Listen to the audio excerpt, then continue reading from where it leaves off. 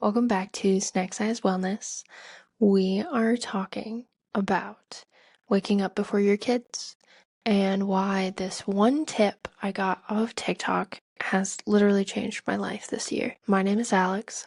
I'm a full-time dietetics student, certified nutritionist, and toddler mom. We're going to just jump right in, okay? You might have heard other moms talking about how you should wake up before your kids.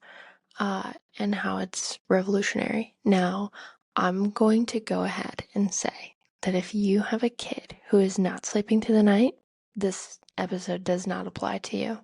You can listen and take notes for later, but if you're not sleeping, you cannot function, and you should not be waking up early if you're not getting sleep during the night. Okay? So, with that out of the way, let's talk about the reasons why I started waking up before my kid. I did it at the beginning of this year, starting January, and I had a pretty good streak until we got sick, and then tried to get back on it, got sick again, and now I'm pretty consistently waking up about a half an hour to an hour before him. It's really hard some days to wake up earlier than that, so I usually have enough time to get myself ready, make coffee, prep his milk, maybe start on breakfast, but that's about it. Some days he sleeps a little bit extra and I have time to fill out my planner or review my day in my planner that I've already worked on. One of the things that really hit me that I decided to start doing this was that this is my job. I manage our house. I do everything for the three of us. And a lot of times my husband is on night shifts, or used to. Last year, he will no longer be on night shifts, which is amazing. When he was on night shifts, it really came down to just me. I was the one with the toddler 24/7, nights, days, weekends, everything. Essentially solo parenting, I needed to find time for myself. I found a babysitter during this time, so I would have some uninterrupted time to work on labs for science, because I can't rely on his naps being 2-3 hours or even an hour sometimes. I have to be able to get my homework done, and I can't leave it all for the evening because I one time almost fell asleep during a midterm because I was so tired, and it was right in the middle of these 3 months that I was solo parenting, and it damaged my grade pretty significantly. And you might not have as high stakes as this, but you still need to prioritize yourself and think about how you can treat being a stay-at-home mom or running your house as a job. And I think that's really important. So, because this is a job, we don't just clock in right when we open our eyes. Giving yourself time, waking up early to be more prepared for your job is going to set your day off better, okay? You're going to have less chaotic mornings. You're going to have a less destroyed bathroom because you actually get time in there to yourself to get ready, and you're not going to use your phone and scroll during this time. This is not scrolling time, okay? You can do that during naps or something. You listen to podcasts like this one, or audiobooks, or music, or whatever it is you like, instead of scrolling on your phone, because that is not going to keep you more present, and that's not the point of this. So a couple troubleshooting tips for you and your kid. My son was pretty consistently waking up at 7 a.m. He just turned 20 months, and this has been changing, evolving. It's been a little bit of a struggle to figure out a new routine that fits better for him. But typically, he'll hang out in his crib as long as he's not crying. If he does start crying, I'll go in there. He likes his crib. He's used to being in his crib from a very young age, and he's very comfortable with it.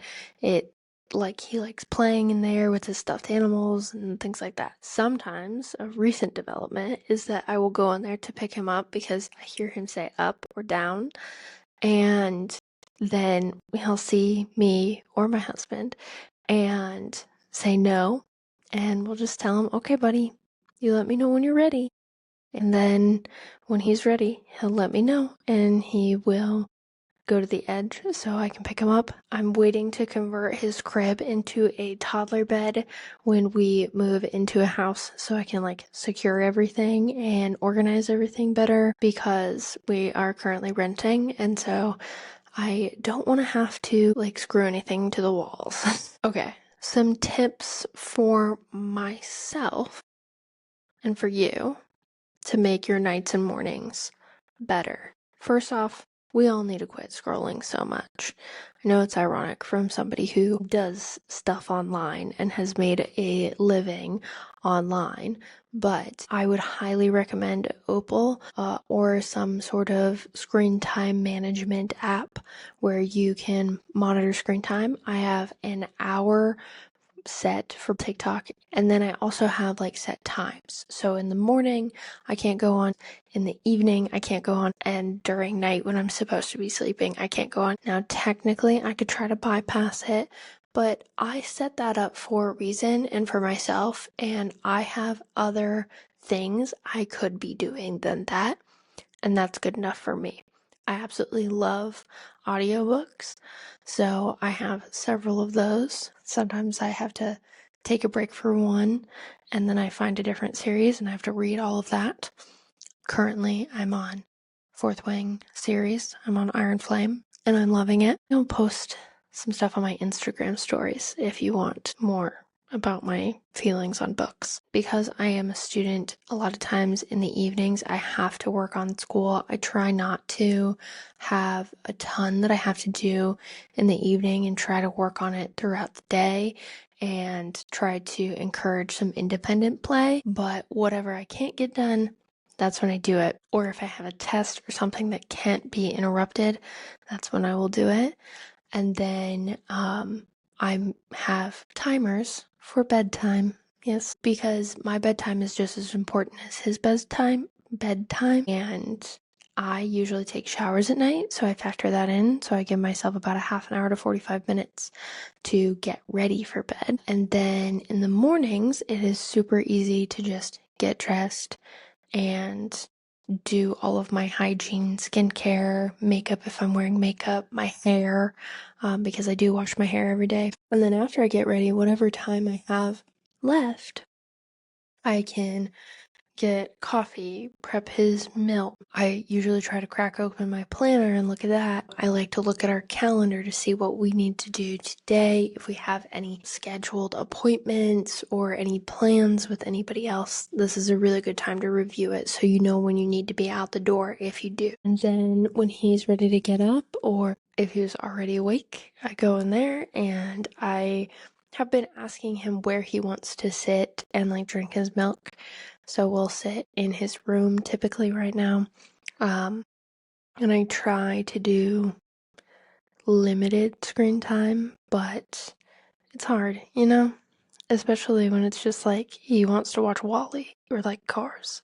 Feels harmless. And then we start our day, and usually I can get out of the house earliest by 8, typically 9, and sometimes 10, depending on how I feel. Also, if we have a pretty busy day, I like to pack our bags ahead of time so that way I don't have to worry about it first thing in the morning. But if we're just gonna go to the park with some friends, it's not that big of a deal, and it's okay if we're late. And that's something that's pretty easy to pack for anyway. But if we're going hiking or doing something a little bit more structured where I have to bring certain things, I will do that the night before. A lot of times I'll pick out his clothes the night and have a diaper and clothes ready to go to change him. Typically after breakfast, I would rather not get raspberry stains on his day clothes, and then if they're on his pajamas, it's not that big of a deal. How do you start trying to wake up before your kid? If you've never done this and wanted to try, especially with summer, I feel like this is a good time to start because the sun's up. So here are my tips. Again, this is only going to work if you're sleeping. If your kid is waking you up or if you guys get sick or whatever, you need to prioritize sleep. Take a nap, whatever, doesn't matter. And then once you start doing this, you're going to start small. 10 minutes earlier, 15 minutes earlier. You don't have to commit to a full hour. Maybe your kid starts sleeping in an hour and you just stay with the same 6 a.m. wake up schedule. That's fine. And that would make your life really easy. Prep yourself the night before, take your shower, pull out your clothes, make sure everything is quick and easy for you. And this is something that you can do regardless if you're waking up early. You can have your clothes out and take a shower before, so that way it's not that hard to get ready, and maybe you can get ready in a few minutes or like 15 minutes rather than taking like 30 minutes taking your sweet time like I do. Remember that you're protecting your morning. This is for you, and this is supposed to be you time. If you have time to do a workout, this would be great to do it. But if you don't, you don't. If it's nice outside, you can go drink your coffee on your patio. If your kid's still sleeping, like, it can be really chill, and it can be some personal time just for you. And put the phone away. You don't need it, okay? Put the social media away at least. Always have a plan if your kid wakes up early. I have been doing this for 5 months now, and it's pretty like second nature to me at this point. So he can have some roll around time playing with the stuffed animals in his crib while I finish getting ready, and it's not going to take that long. If he starts crying, I usually go in there, get him, and then he will come in and finish helping me get ready if I'm still in like my pajamas or need to do my hair or something like that. Or I will bring my hairbrush into the other bathroom and finish doing whatever I need to do. If you're apprehensive about this, here's my one routine that I would start. If you're like not a morning person or something and you want that time for yourself, you want to have time before you clock in as a parent. You don't have to get ready if you don't want to. If that's something that's important to you, then do that. But in 10 minutes, 15 minutes, you can get ready. You could drink your coffee, do some morning stretches, plan your day, eat your breakfast alone, drink some water. If it's nice out, go sit on the porch, put a chair outside, sit, put a blanket outside, sit. You could read, listen to a podcast, do some red light therapy. There are a lot of things you could do, but not all at once. It's just 10 minutes or 15 minutes.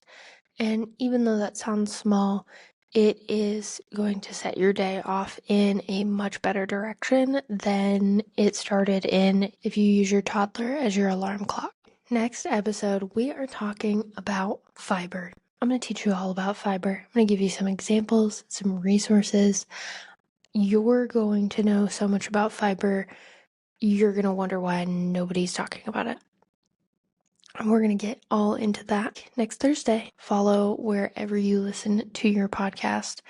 Subscribe if you are on YouTube, and send this to a friend who is constantly talking about how they don't have time for themselves. And hopefully this will help them. As always, the Substack Snack Size Wellness has more helpful tools and tips. It is really becoming a resource for you guys to be able to find so many answers. I'll talk to you next week.